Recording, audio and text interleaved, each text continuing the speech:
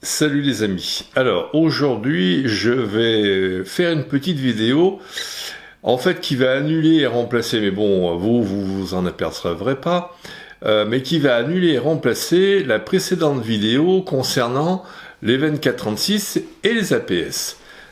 A tout de suite. Les règles de YouTube ont changé. Si tu aimes mes vidéos, abonne-toi. Clique sur s'abonner. Clique également sur la cloche pour ne pas rater mes prochaines vidéos. Clique sur le pouce en l'air, c'est bon pour mon référencement.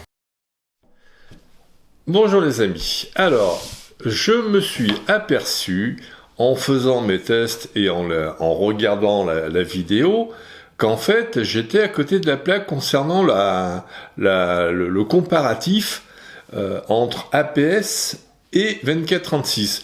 En fait, quand j'ai voulu aller un peu plus loin dans le test, j'ai essayé de prendre, enfin j'ai pris mon 50 mm qui ouvrait à 1,4 et je l'ai flanqué sur mon APS. Et quelle ne fut pas ma surprise qu'effectivement j'avais bien une ouverture de 1,4, mais que j'avais par rapport au 24-36 un crop de 1,5. En fait, quand j'ai voulu comparer avec mon quadruple décimètre, je me suis aperçu que y avait une petite différence au niveau du cadrage.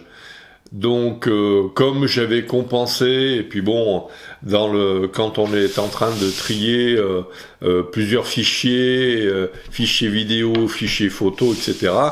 Bon, j'ai pas pris attention, mais là, je voulais faire une antépénultième vidéo sur le 24-36 et l'APS, et quelle ne fut pas ma surprise de voir qu'en fait, le 1855 de base de mon D5600 de chez Nikon avait le même facteur de grossissement que mon 50 mm 24-36.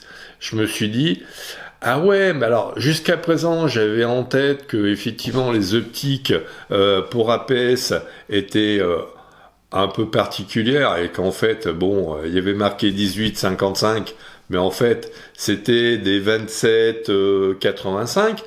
Pas du tout.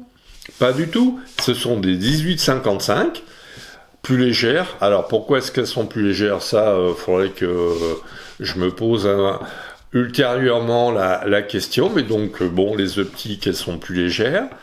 Je me suis aperçu que mon 50 mm mis sur un APS-C faisait la même photo que le 18-55 à 50 mm.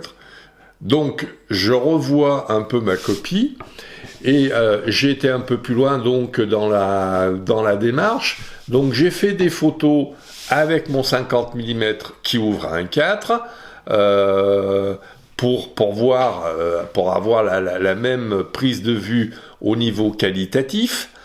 Et puis j'ai compensé le 24-36 par rapport à la PSC, donc ça veut dire qu'à un moment donné j'ai pris un 50 mm et puis j'ai essayé de mettre sur mon objectif APS-C un facteur de 1,5 en moins, donc un 33 mm. J'ai réussi à avoir un 34 mm, vous voudrez bien m'en excuser, mais bon voilà. Alors vous aurez un comparatif sur 3 fichiers, à savoir le 24-36 avec le 50 mm qui ouvre à 1,4, l'APS-C avec le même 50 mm qui ouvre à 1,4, et puis un troisième fichier avec le 33 mm, enfin 34 mm parce que j'ai pas réussi à faire 33. C'était un coup 34 et un coup 32, donc j'ai dit bon bah allez, on va laisser tomber, hein. Voilà. Donc pour la petite histoire, les 1850 de base qui sont avec les APS-C, ce sont bel et bien des 1850. Bon, voilà.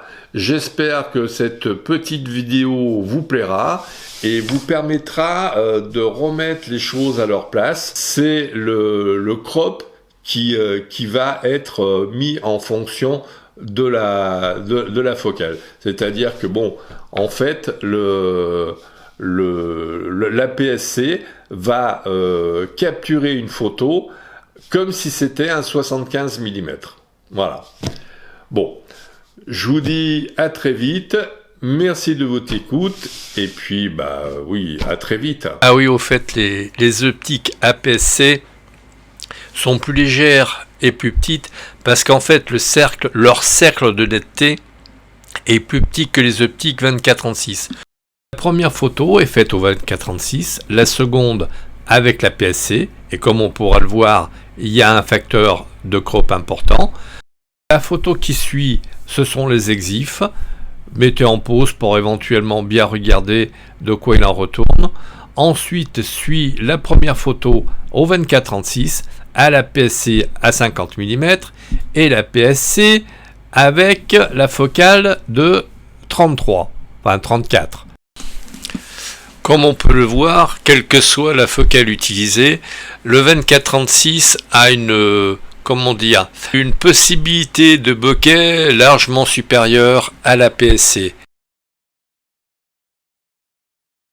Et comme toujours, si cette vidéo vous a plu, n'hésitez pas à liker, à partager. Merci de votre écoute, à très vite.